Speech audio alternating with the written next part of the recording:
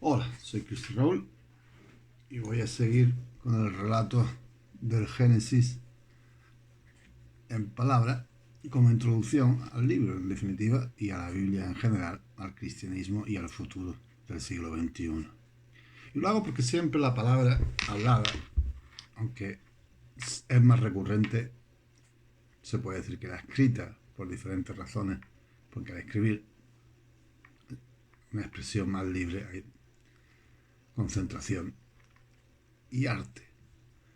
Y en la palabra hablada es simplemente la expresión directa de la vida. Y es sobre la palabra, en este caso de Dios, la que voy a incidir. Porque en efecto, cuando decimos nosotros la palabra de hombre, bueno, la palabra de un hombre, hay dos, por centrarnos en la realidad, hay dos tipos de palabras de hombre. Digamos la palabra, por ejemplo, de Juan, ¿no? Que dice, y luego hace lo que quiere. Digamos la palabra de un corrupto, ¿no? Hablando en política. Bueno, cualquier esfera donde esa palabra debe traducirse en una acción. Y tenemos la palabra de otro hombre, digamos, de Pedro, de quien quiera, ¿no?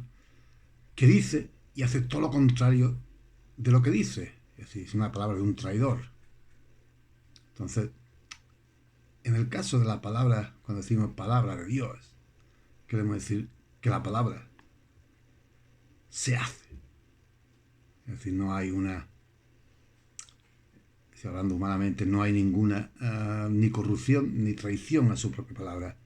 Sí, como antiguamente decían los hombres, firmaban los tratos con la mano, dándose la mano con la palabra bastaba para firmar un contrato, porque la palabra es ley, cuando un hombre es un hombre.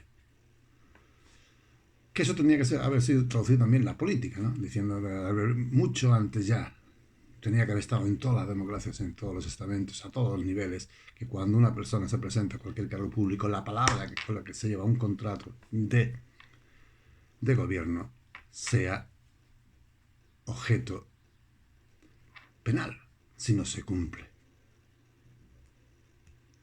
No habría corrupción ni habría traición a los propios programas que se presentan para ganar una de las elecciones y luego tiran todo lo que el programa con el que se ganó, lo tiran a la basura.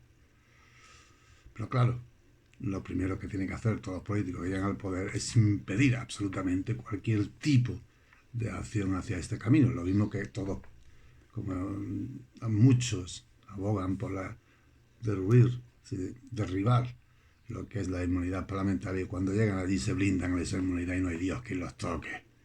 Es decir, ese tipo de palabras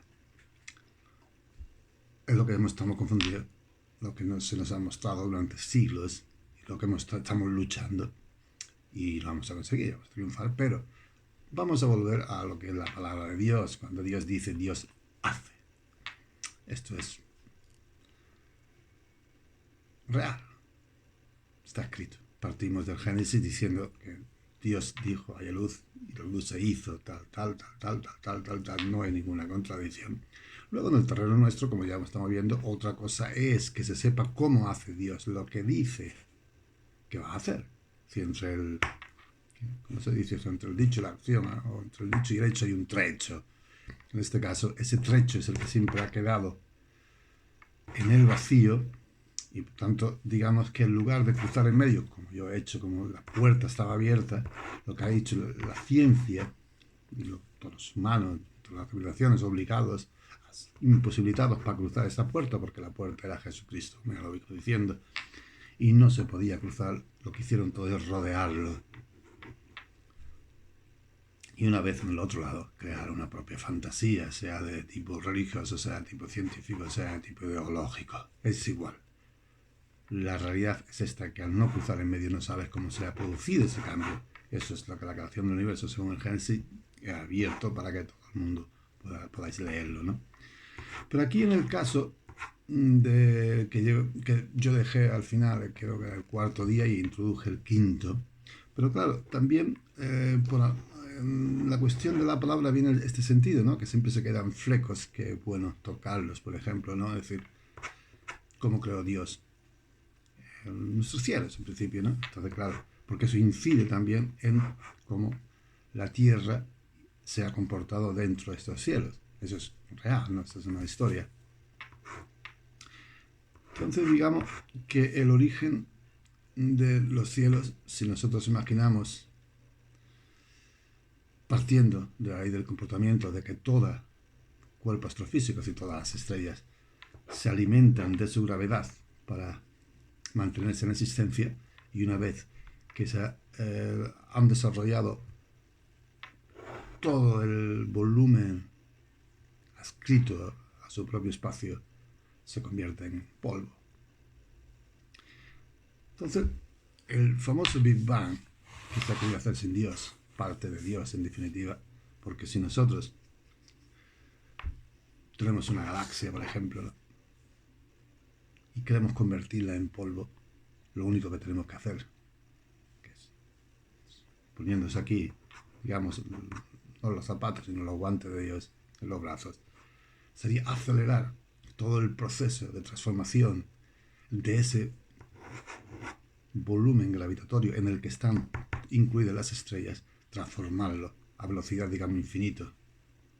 ¿Qué obtendríamos? Tendríamos pues una explosión absoluta de luz.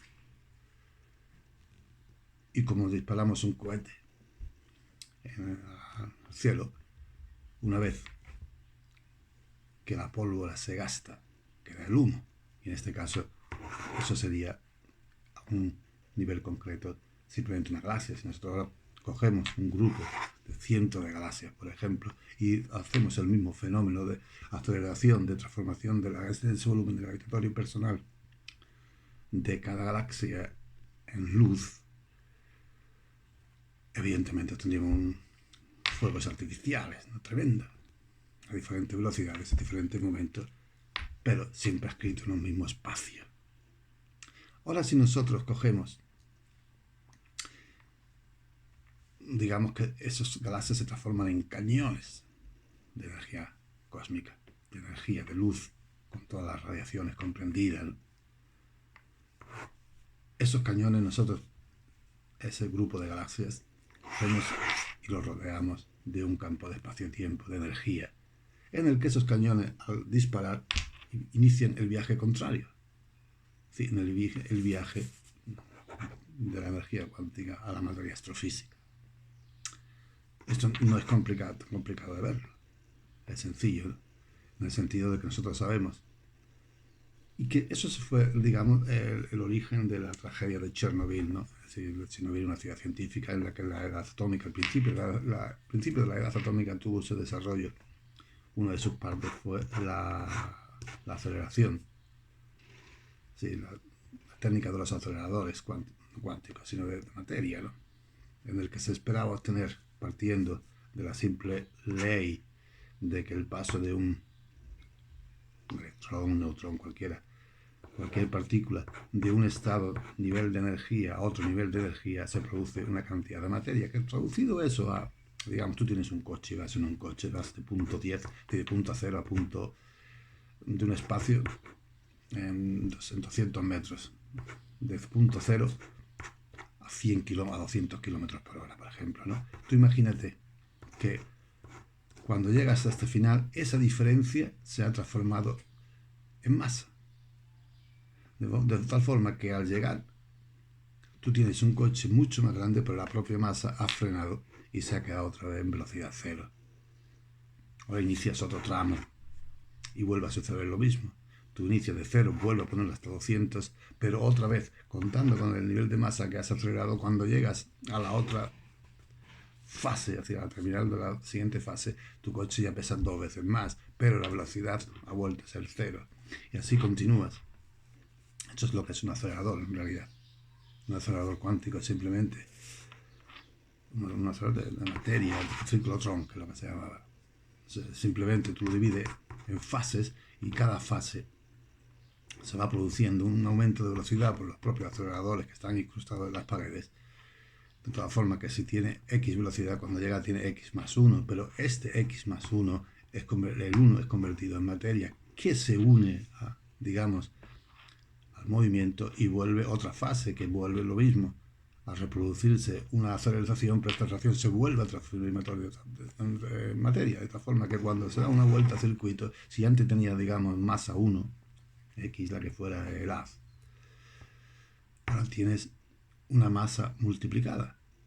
Si esa masa vuelves a meter en el acelerador, se suponía que después de un cierto tiempo se produciría una corriente eléctrica que, sacada del acelerador, se manifestaría con su transformación en generadores, etcétera, en energía de consumo. Pues esto aplicado, en definitiva, si tú metes en un campo de espacio-tiempo lo mismo, llegará un momento en que, con la única diferencia de que esa diferencia de masa no se desprende, sino que continúa, y que de cada recorrido se duplica la velocidad al cuadrado. Cuando tú llegas a tener X, pues vemos una clase como son, ¿no? En una espiral. Si nosotros tridimensionalmente tenemos que esa espiral va hacia adentro, y la puerta de aquí, si todo el recorrido del cañón, es decir, del haz, del obús que ha disparado una galaxia, digamos, se va creciendo, hasta que al final llega un momento en que la materia, el crecimiento de la materia no puede seguir más. Pues si, digamos, según esta ley, si la ley no tuviera un límite, la materia podía crecer hasta el infinito en un campo de espacio-tiempo, que es creador de galaxias. Entonces, la materia tiene un límite, que es el límite de implosión astrofísica. Este límite de implosión astrofísica es al que llegar a este punto central, digamos, al final de la escalera de espiral, que compone definitivamente una galaxia, la masa empieza a alcanzar el nivel de implosión astrofísica y miles y cientos de miles de estrellas surgen al otro lado. Entonces, digamos que Dios obtiene a través de la reducción a luz de una galaxia un cañoneo tremendo hacia diferentes partes de lo que sería una muralla exterior, espacio-tiempo, que al incidir va produciendo nuevas espirales de movimiento, de creación de materia, que se determina que de cada galaxia salgan docenas y cientos. Eso fue el Big Bang multiplicado a gran esfera, ¿no? Lo cual nos lleva a definir que independientemente de que no ha habido, digamos, una intención malintencionada de al definir el dogma de la creación a partir de la nada, no es real. Si el cosmos existe, el cosmos existe desde la eternidad, lo mismo que Dios, ¿no? Existen desde la eternidad. El cosmos ya existía, la materia, el espacio, el tiempo, existen en el infinito y la eternidad, con las mismas propiedades divinas. Es decir, de un principio sin principio.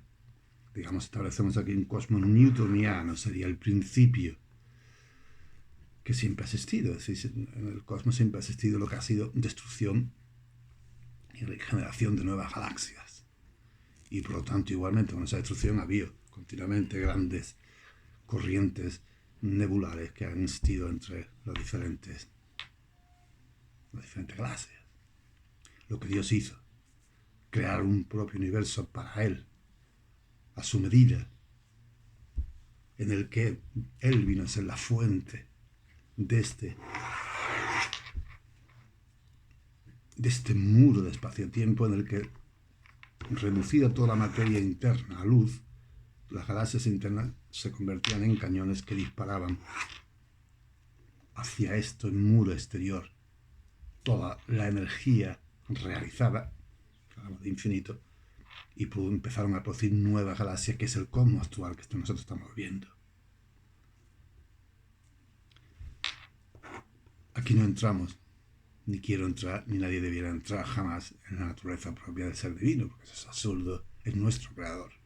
Y nuestro creador tú no puedes diseccionar ni entender, solo entendemos que el ser divino, por su propia naturaleza, genera una energía que al caer, al incidir sobre la materia, adopta el tipo de energía del que se nutre, y por lo tanto es su naturaleza. Esto no podemos entenderlo a nosotros, es así y punto, y se ha acabado, no tiene más. Este es el famoso Big Bang, es decir, transformado en lo que es la creación del cosmos actual que nosotros vemos. Ya la historia divina toque, es decir, la acción que Dios emprendió después sobre el cosmos externo, reduciéndolo a polvo. Ahora nosotros tenemos que cuando Dios entra a crear nuestro universo, es decir, antes de producir lo que nosotros llegamos, la luz, tanto que producimos el firmamento, lo que llega a la tierra, los cielos y la tierra ya habían sido creados. Por lo tanto, cuando Dios dice en el cuarto día, hay estrellas que separen la luz de las tinieblas, no está creando las estrellas, como nosotros decimos, no las está creando, le está dando una configuración. Y esta es la que observamos. Por lo tanto, también nos interesa comprender cómo estos cielos fueron creados, ¿no? Y también no es muy difícil de llegar al término ni a entrar en la cuestión, ¿no? Simplemente imaginemos que una vez creada una galaxia se mueve por el movimiento browniano, es decir, es un gas que estaba caliente que se mantiene dentro por la propia el campo gravitatorio que al alimentarlos todos tiran de él y ocasionan una presión hacia adentro, pero es un gas caliente, que en este caso comparamos las estrellas con partículas, y se está continuamente, como vemos, en movimiento, ¿no? Pero siempre dentro de ahí. Entonces, imaginad que es un globo, ¿no? No vemos el campo gravitatorio, no vemos el campo espacio-tiempo en el que se integra, simplemente con las estrellas. Y por otra parte también vemos nosotros una imagen de ellas, de su origen, cuando salieron de ese espiral, llegaron al centro y salieron, pero ha tardado millones de años en llegar a nosotros, no sé cuánto, y siguen produciéndose una creación de galaxias. En definitiva, comparamos una galaxia con un gas, ¿verdad?, que está sujeto al movimiento browniano, es decir, está caótico, las estrellas se mueven dentro, aunque están todas por la fuerza interna, se mantienen dentro. Ahora nosotros cogemos, imaginemos que es un globo, y pinchamos, que es lo que Dios hace.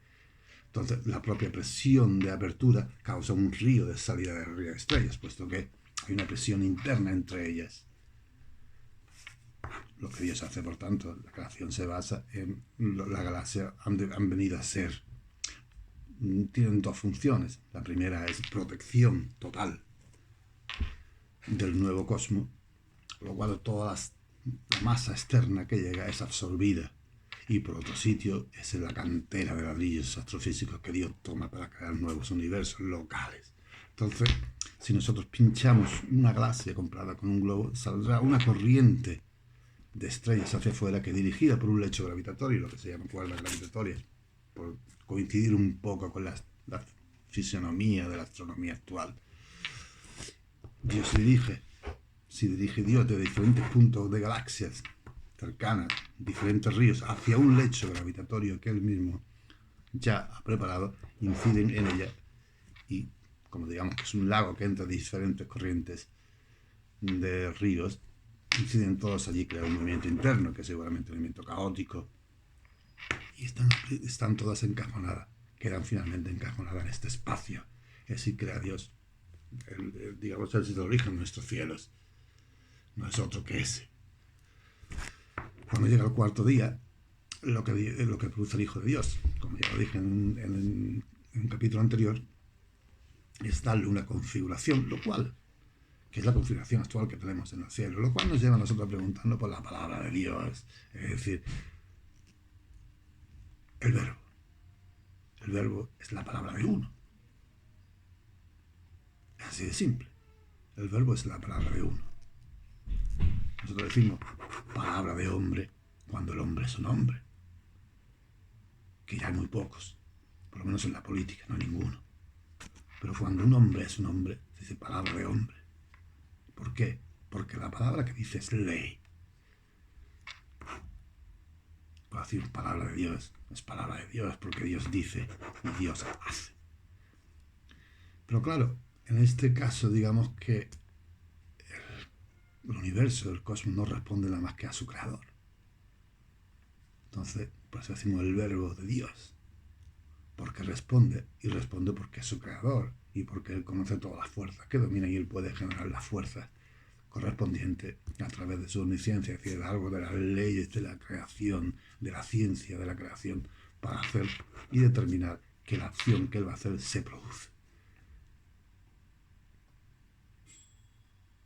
El Hijo de Dios tiene ese mismo verbo, de forma que el cosmos y toda la naturaleza del universo responde a su palabra como responde a la de su Padre. Pues decimos, el verbo de Dios se encarnó, y el verbo es Dios. porque quien se encarna es el Hijo de Dios, de su propia naturaleza. Y por lo tanto lo que dice se hace. Aquí nos encontramos también el sentido de que el ciego, al que Jesús le da a Dios, le da la vista, y los poderes eclesiásticos llegaron a preguntarle, ¿quién te la ha dado? Bla, bla, bla. Y el hombre decía, yo no sé quién me la ha dado, yo sé solo el que me la ha hecho. Es un bendito. Es decir, ¿qué te interesa a ti? ¿Que te den la vista o que cómo te la dan? Es decir, imagínate que estás preso, ¿no? Estás en el muro encadenado y viene alguien a liberarte. Y tú no quieres que te liberen, a no ser que te diga antes cómo te va a liberar. Te quedas medio tonto, ¿no? El tío ya perdió la cabeza, ya perdió la razón, ¿no? Es decir, vengo a liberarlo y me pregunta que como no me diga cómo lo voy a liberar, no me libera. Pues en este caso estamos también en el contexto del ateísmo científico, de la postura de duda ante Dios, ¿no? Es decir, si no me dices cómo lo haces, pues no me creo nada. Imagínate que como creador y criatura, imagínate que llegamos a, no sé, preguntarle a un genio. Si no me dices cómo lo has hecho, pues no me creo nada que lo has hecho tú. Te quedas tonto, ¿no? Y no, pero ese tío es tonto de nacimiento. Pero claro, nosotros partimos de un acto de ignorancia que vino por la caída y que ha llegado al hombre a hacer todas esas tonterías, ¿no? Creerse como la duda de Descartes. La duda descartiana fue el principio real del ateísmo científico y que era una consecuencia lógica a la que se llegaba a través del calvinismo, que era el underground, el background mental psicológico de Descartes, ¿no? Y su generación nacieron de un background en el cual Dios determina que tú eres bueno y yo soy malo. No hay nada que hacer, estás condenado, o estamos condenados, tú eres el bueno y yo soy el malo. Ole, bendito sea Dios, palmas. Entonces, claro, frente a aquello llegó un momento que decía, pero esto es una locura, ¿no? Hay que dudar. Y la duda generó, dando vueltas, llevó a donde tenía que llegar, que era el ateísmo científico.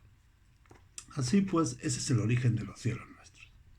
Ese es el origen de cualquier creación que Dios hace. En definitiva, cuando va a crear un universo, tiene ahí una cantera infinita de estrellas que Él mismo ha creado y que está a su servicio, evidentemente. Es el dueño de todo, es el Señor de todo. Por lo tanto, ahí no hay ninguna discusión de ningún tipo que valga. El origen de la Tierra en este extremo también es por qué Dios hizo la Tierra al otro lado de las estrellas. Es decir, aquí llegamos también, tenemos dentro de la historia divina, por qué causa Dios una revolución tan grande como para invitar a sus hijos a ser espectadores y luego partícipes, pero en principio espectadores de la creación, cuando eso no se había hecho nunca, excepto en la primera generación, que Dios engendró de seres a su imagen y semejanza, pero a la suya propia, para ser dioses, para ser sus hermanos. Evidentemente, se llegó al punto que había que comprender que Dios había caído en una crisis muy grande. En aquella crisis, Él era Él. Siempre era Él, no eras tú. Es decir, en el sentido de que Él estaba buscando a alguien, se trataba de tú a tú. Llega un momento, ¿no? Llega un momento que esa crisis le provocó a Dios de que nadie podía tratarlo de tú a tú, que aunque tú dieras la vida eterna, aunque le dieras capacidad y poderes, etc., son tu criatura, es tu creación, en definitiva. Y cuando esta creación descubre la realidad, solo puede tratarte de Él, hablar de Él. Él es el creador, Él es Dios. Ya no es tú, ya no es relación de tú a tú. Es decir, por la eternidad, y tú llevas creando, llevas dominando, creas un universo, creas un nuevo cosmos para mantener esa relación real. Pero te das cuenta que Dios no puede ser creado. Y Dios cae en esa relación, en esa crisis profunda que lo lleva definitivamente a la catarsis total de una vez creado este Big Bang sobre el cosmos antiguo, dentro del cosmos antiguo, Él se crea su propio universo, su propio nuevo cosmos. El cosmos antiguo sigue existiendo. Dios no causa la destrucción del cosmos antiguo, simplemente crea dentro de este cosmos una nueva semilla cosmológica, que es la que, enraizado con su propio ser, existirá ya para siempre. No habrá destrucción constante y continua. Pero esta crisis lo lleva a comprender a Dios, que vive en una tumba, que su propia naturaleza lo ha llevado al cementerio por la eternidad. Y es entonces cuando Dios abandona esto y se libera de esa crisis, lo mismo que creó este nuevo cosmos, destruye, es decir, y creando sobre él una frontera nueva, se lanza, sale fuera de esa frontera, se lanza sobre el otro y destruye, es decir, crea una energía antimaterial que destruye absolutamente todo y lo reduce todo a polvo, a un cementerio, que es lo que llamamos las tinieblas, que está al otro lado de este nuevo cosmos que nosotros observamos y que está a decenas de miles de millones de años luz, las fronteras, y de billones, hablando claro. ¿Por qué Dios decide crear allí la Tierra? Sí, vamos, como lógicamente hablando, es un proceso general, ¿no? Si Dios domina porque Dios puede acelerar una galaxia, puede acelerarla de toda forma, que la materia interna transforme la luz a velocidad infinita y en cuestión de lo que era en relación al espacio de tiempo que tenía que ocupar la eternidad, lo reduce a la mínima expresión posible de forma que en minutos, digamos, cuestión de horas, ¡pum!, está formada y un cañoneo de luz inmenso surge en diferentes direcciones. Bueno, en general no, tampoco parece que sea tan. Pero aquí en este caso Dios, como ya tiene por espectadores a sus hijos, ahora lo que se trata, y lo que se trata tiene dos realidades. Una primera, demostrar su conocimiento, hasta el conocimiento de Dios, del Creador, hasta el infinito, que puede reducir, no a través de general, sino también a través de un caso muy particular. Sí, es un dominio hasta el infinito de este proceso. Y por lo tanto, lo que Dios hace es cegarse a ese espacio exterior y causar la creación de una sola estrella. A través de este mismo proceso, es decir, lanzar un haz de energía cósmica, un campo local muy definido, campo de espacio-tiempo, en el que entra y al entrar vuelve a iniciar todo el viaje que sería a través de lo que llamamos el cuerpo de espacio-tiempo, el espiral, etcétera, que reproduce la velocidad al cuadrado en las diferentes fases hasta que llega la implosión astrofísica y crea un simple sistema que es el sistema solar. Esta es la primera fase. La segunda fase es la que Dios, habiéndose puesto en duda la naturaleza divina de su propio ser, porque como he dicho, Dios no puede ser creado. Aquellos que se creen dioses somos los actualmente en la Tierra, digamos, han perdido el norte. No lo han perdido, vino por la consecuencia de la caída, pero no hay Dios, no hay dioses, solo hay un Dios en este orden. Nosotros somos criaturas, punto. Una criatura no se puede considerar Dios, se acabó, no hay más discusión, que quiera discutir, que discuta. Pero sí su hijo, por lo tanto Dios tenía necesidad, no porque todo el mundo sabía que era su hijo, pero ¿quién lo había visto actuar como Dios? Real, verdadero, nadie. Por lo tanto, esa divinidad se basaba en la palabra de su padre. Este es mi hijo amado. Entra en la tierra y dice, este es mi hijo amado. Se basa solamente en su palabra. Había que verlo. Y en este caso, los hijos de Dios, antes de nuestra creación, de nuestro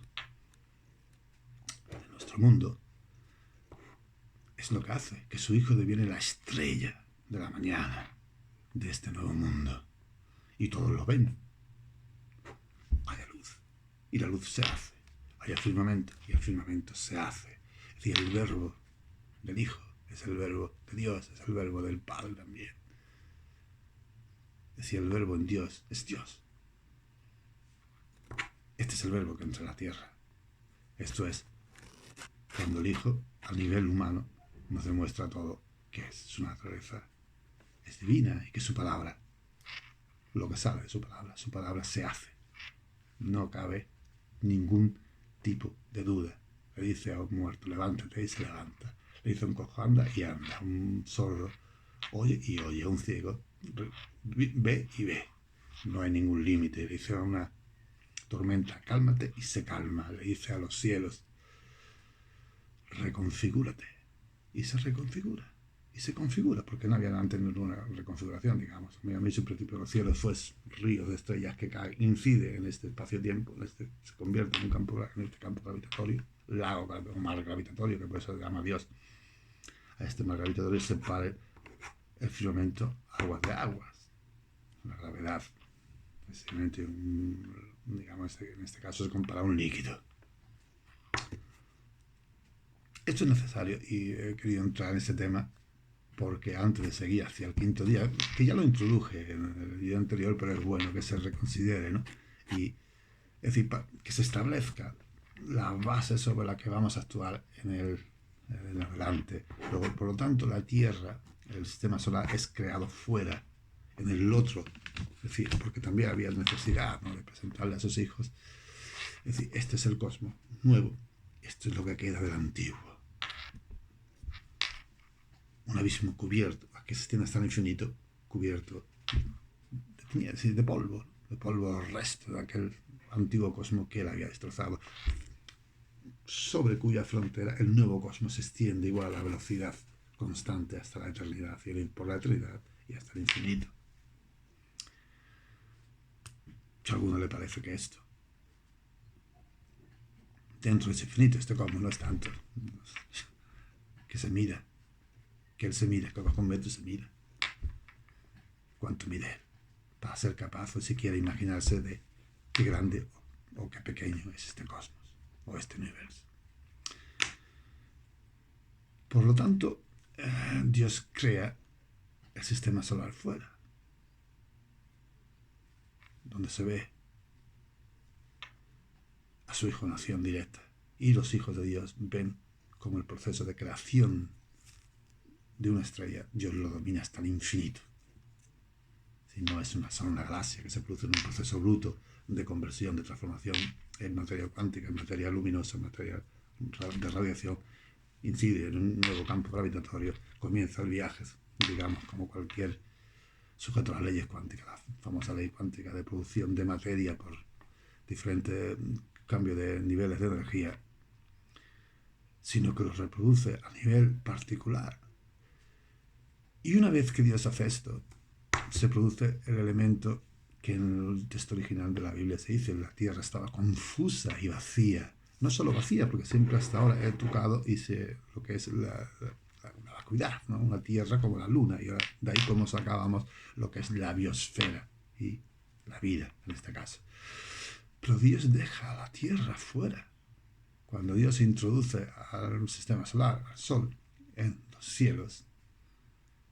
Solo que este viaje a través de la galaxia ya lo haremos en otro momento.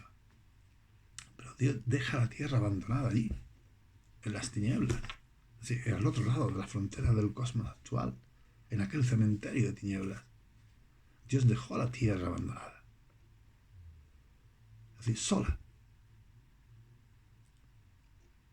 Lo cual, visto a cualquiera de aquel momento, los hijos de Dios que estaban, bueno, pues es un planeta de sobra de este sistema que Dios ha apartado porque no vale para nada. Dios lo ha tirado, lo ha dejado en las tinieblas. Todo el mundo se despreocupa. Por tanto, Dios introduce lo que es el Sol, con los planetas, todo el sistema ya configurado, lo introduce en estos cielos que son caóticos, digamos, que ese es el océano que ya está más calmado. En este mar ya los corrientes se han calmado. Se ha estabilizado dentro de él lo que es toda la masa, como un lago ya en calma, como un mar que está en calma, aunque hay movimiento lógico y normal, pero ya no hay aquella fuerza de irrupción que entra en diferentes ríos y causan, evidentemente, diferentes choques, ¿no?, entre la propia corriente, que crean un mar agitado, ya que el mar se ha calmado. Entra al sistema solar, el cielo sin la tierra, y cuando ya creía, bueno, pues va a empezar el sistema de vida, Dios hace lo contrario. Deja allí el sol, que es lo que se traduce de todo su revelación, y regresa otra vez a las tinieblas. Porque, claro, tú dejas la tierra aislada en un sitio, en un lugar del espacio que no tiene ninguna comunicación con ningún link, es decir, de fuente externa de energía, en que su volumen gravitatorio, que se está consumiendo continuamente, va desapareciendo. Llegaría un momento lógico, natural, en el que ese núcleo astrofísico de la Tierra se enfriase hasta no teniendo energía externa del que alimentarse y mantenerse, finalmente entrase en colapso. Y el colapso, conversión de su masa en polvo. Y por tanto lo que era lógico y natural, viendo en aquella situación la parte externa del cosmos que llamamos tinieblas, es decir, el otro lado de la frontera de nuestro cosmos, de este nuevo cosmos, las masas están continuamente piedras, bueno, que son restos, ¿no?, del antiguo cosmos, cayendo sobre la Tierra, acabarían reventando una estructura sólida que por dentro ya no tenía ninguna conexión y se acabará destruyendo. Esa es la confusión, ¿no?, la confusión que tiene la Tierra, un espacio de tiempo desde su creación, en que Dios la abandona y ya parece que la ha abandonado para siempre, ¿no? Cuando de golpe y porrazo aparece Dios y dice: haya luz. Y entramos de nuevo en el proceso del Génesis, la génesis de la vida en la Tierra, que, como ya dije, para entrar de nuevo, el Hijo de Dios es la estrella que dice: haya luz. Este Hijo de Dios multiplica el volumen, es decir, llena el tanque natural que le correspondía en su origen a la Tierra, llena el tanque de su fuerza gravitatoria, el núcleo se reactiva, ese núcleo vuelve, gira sobre sí mismo de nuevo, engendra la luz, engendra calor, el calor se transmite a todo su cuerpo y se funde la corteza y el manto. Una vez transformado, sí, fundido, obtiene lo que es la atmósfera primigenia, que, como se comprenderá, realmente enrarecida, imposible, es una atmósfera totalmente volcánica. Estando donde está, una vez que es asumido esa cantidad de volumen, el mismo proceso de transformación lógico de la energía en fuerzas, pues, el núcleo de la Tierra se va enfriando, y al enfriarse se solidifica, lógicamente, la corteza externa, se solidifica el manto, y la temperatura de esta atmósfera primigenia se solidifica, se sublima, y obtenemos el anillo geofísico que rodea, de hielos que rodea toda la Tierra. Esta es la luz, este es el principio. Sobre aquí empecé este relato sin meternos en este proceso que siempre, yo al hablar de simplemente comunicación de palabra y sin tener más imágenes, implica que se debe, la inteligencia es la que actúa, o la inteligencia que está aquí, es decir, basada sobre un soporte material, que es nuestro cerebro, está preparada absolutamente para reproducir en imágenes todo este proceso, que siempre ayuda más, por supuesto, si tuviéramos los medios tecnológicos para poner una pantalla, y más como hoy día tenemos medios radioastronómicos para comprender lo que son las galaxias, para ver su desarrollo, para ver su movimiento, etcétera, etcétera, etcétera. Pero independientemente de eso, dialécticamente hablando, como estamos haciendo ahora actualmente, se puede perfectamente desarrollar sin ningún tipo de duda en vuestra inteligencia, en vuestra mente. Sacad con lo que habéis leído, con lo que os estoy diciendo, coged papel y dibujad y comprended un poco que la edad atómica ha existido.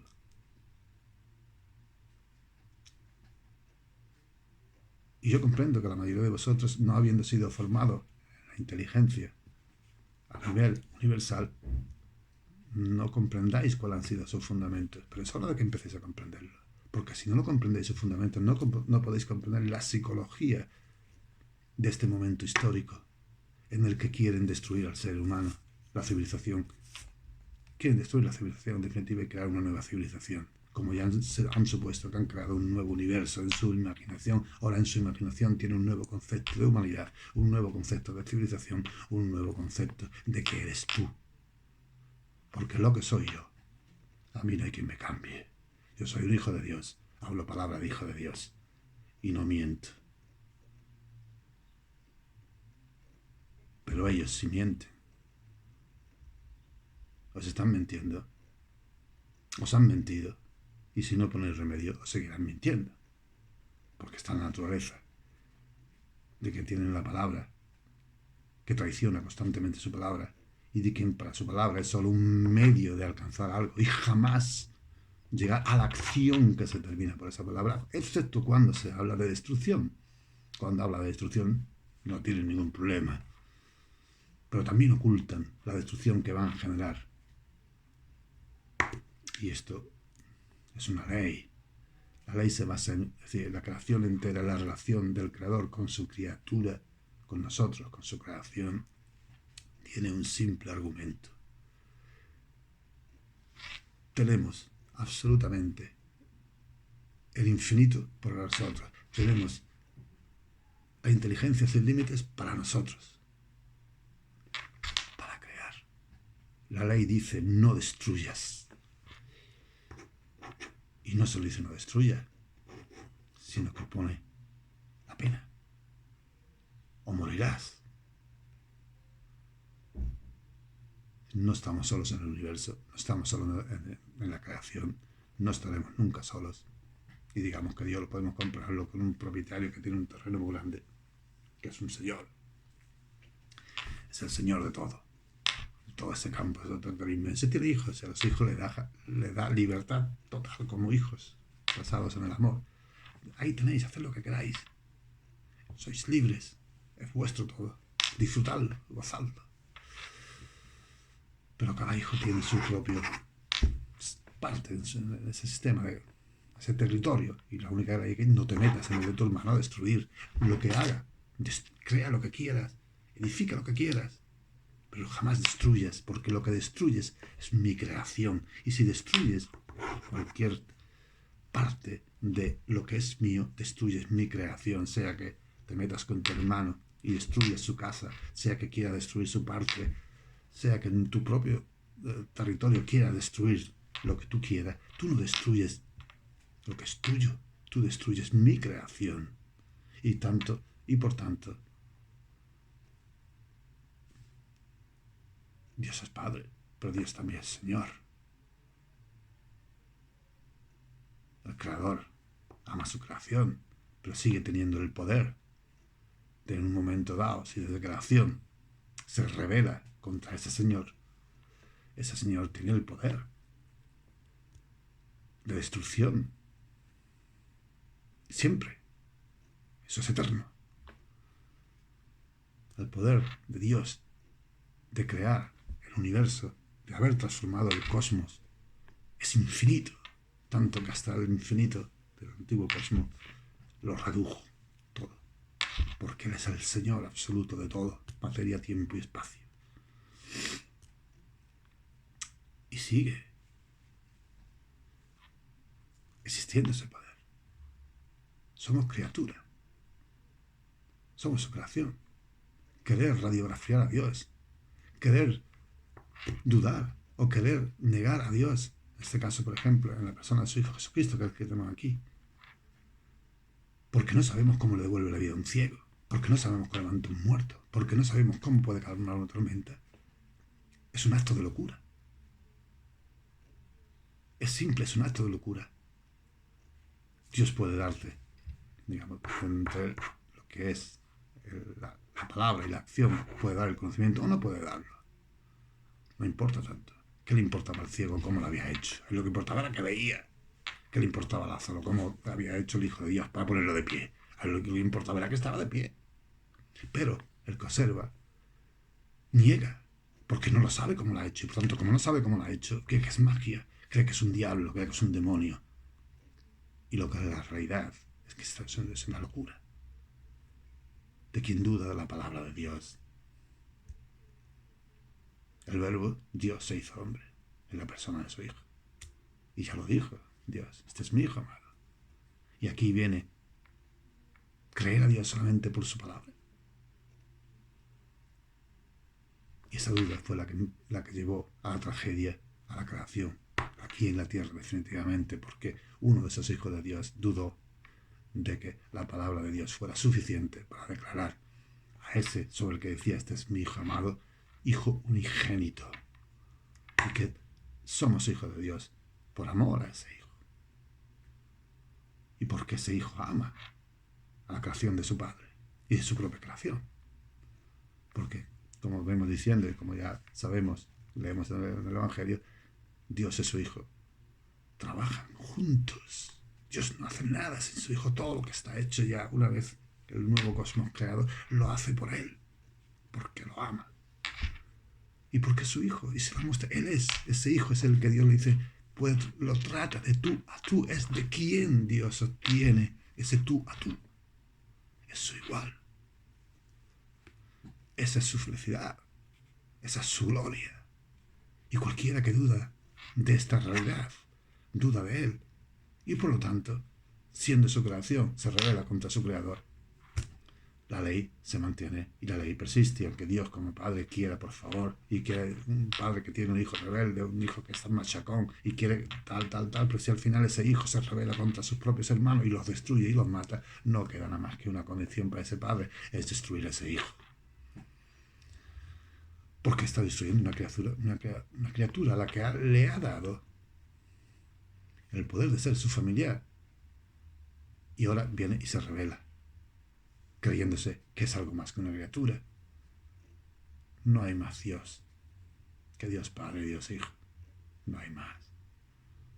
El Espíritu Santo, es el que se habla de él, es simplemente el Espíritu que vive en el Padre y en el Hijo.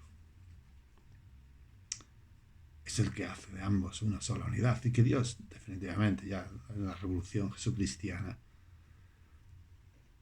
llamando, hizo de todos sus hijos. Dios hizo de todos sus hijos hermanos de su propio Hijo unigénito, y levantándolo como primogénito, evidentemente ese Espíritu Santo se hizo hombre, se hizo realidad, se hizo carne para que todos lo viéramos. Solamente la unidad es perfecta, absoluta, hasta la muerte, como ya lo vimos. Por tanto, esta es la recuperación de los antiguos capítulos, una vez que ya quedamos en que Dios dijo, el Hijo de Dios. Volveré al escenario en el próximo capítulo sobre la noche del cuarto y el amanecer del quinto día, porque ya empieza directamente el árbol de la vida a manifestarse en la tierra, a ser creado. Pero era necesario llegar a esa introducción, de nuevo, la segunda introducción sobre el mismo tema del Génesis, a fin de cerrar el capítulo de la creación, tanto del cosmos actual que tenemos, como del universo local, es decir, nuestros cielos, y que ya luego entraríamos también en lo que sería la región local, es decir, la creación del mundo propio de Dios, que se engendra donde tiene su propia existencia, y de que es el mundo del que Dios dijo, yo no vengo de este mundo, es decir, yo he bajado de ese mundo y subo a ese mundo. Ese mundo es el que tocaremos luego, pero si no se ponía estas bases dialécticas, era difícil que pudiéramos seguir andando. Creo yo que puestas ya podemos seguir andando hacia el quinto día y el sexto, que es el día importante, y el séptimo, en el que finalmente y después de ese descanso se produce la gran tragedia que toca, no solo toca al hombre, sino que toca a toda la relación del creador con su creación, con su criatura, y que llevará al apocalipsis.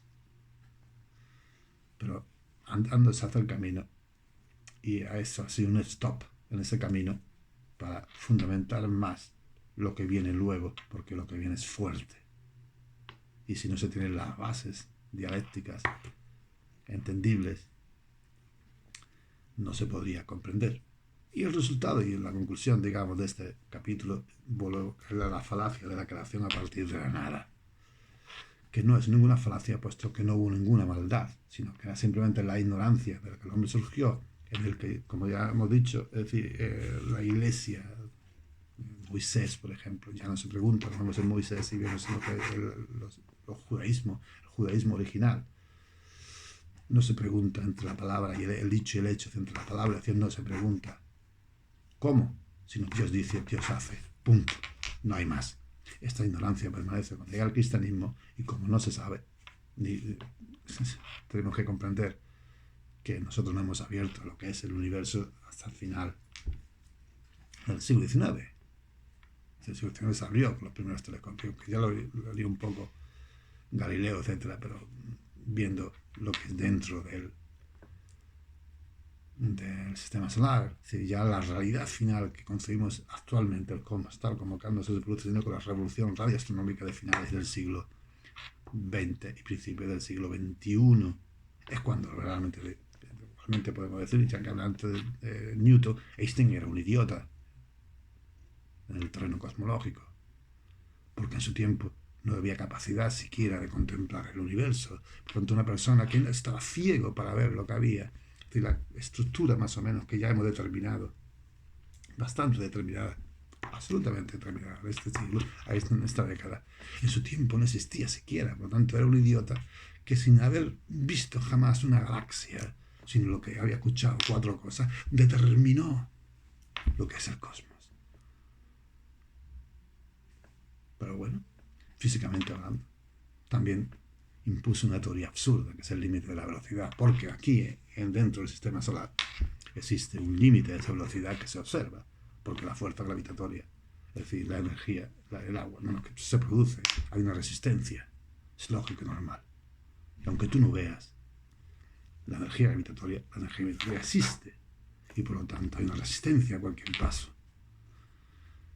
Pero de ahí a meter a todo el cosmos una realidad local, hay que ser, es decir, tener un orgullo tan inmenso sobre sí mismo que creerse un Dios soberano en la Tierra, en el aspecto de la inteligencia. Que evidentemente, aplicada a la destrucción, era solamente como se dice, un peón más en el ajedrez, en el tablero, para llegar a la destrucción de la Tercera Guerra Mundial, que se suponía que debía ser una guerra nuclear, y que no está siendo una guerra nuclear, sino que está siendo una guerra biológica. Por tanto, caigan los mitos, no se acuse a la Iglesia y al cristianismo de lo que no se les debe acusar. Que una cosa es que haya elementos que han sido corrompidos, y otra cosa es que los fundamentos jesucristianos de la Iglesia hayan sido pervertidos. Esos fundamentos son divinos y permanecerán, mientras que los elementos corruptos serán exterminados. O sea que este capítulo cierra aquí, para que en el próximo capítulo entremos en el 5.º día con unos pies más fuertes y una conciencia más libre y poderosa sobre la relación que al introducir nuestra inteligencia, elevarla al nivel de la memoria de la creación según su creador, dejemos de ser absurdos en nuestros razonamientos y en nuestras conclusiones dejemos de ser dementes, como la demencia que está actualmente llegando a nuestro alrededor, por la que quieren resetear al ser humano. Es decir, no somos ni siquiera seres humanos, somos máquinas para ello. Antes éramos ganados que nos dirigían las guerras mundiales, ahora somos máquinas que nos van a resetear. Y es curioso que no haya nadie, ni ningún político, muy poquita gente, ahora algunos periodistas, han alzado la voz diciendo, ¿pero qué locura es esta? ¿Quiénes son estos dementes? Son incapaces de concebir un mundo donde la procreación se extiende hasta más allá de 10.000, 15, 20.000 millones de seres humanos, capaces de delinear, de configurar una sociedad capaz de albergar todo esto. Y lo único que conciben es la destrucción de cientos de millones, de miles. Ellos han calculado que son 2.500 millones los que necesitan para que el sistema se estabilice y todo el mundo devenga esclavo dominado por una casta de dioses. ¡Aleluya! Estamos en estado de guerra. Estamos en estado que nos han declarado la guerra. Y nosotros estamos en estado de revolución universal jesucristiana. Vida o muerte. No hay más. No hay ningún intermedio. Así que volveré en el siguiente capítulo. Ya partiendo del día 5, que nos introducirá en la tragedia de la caída.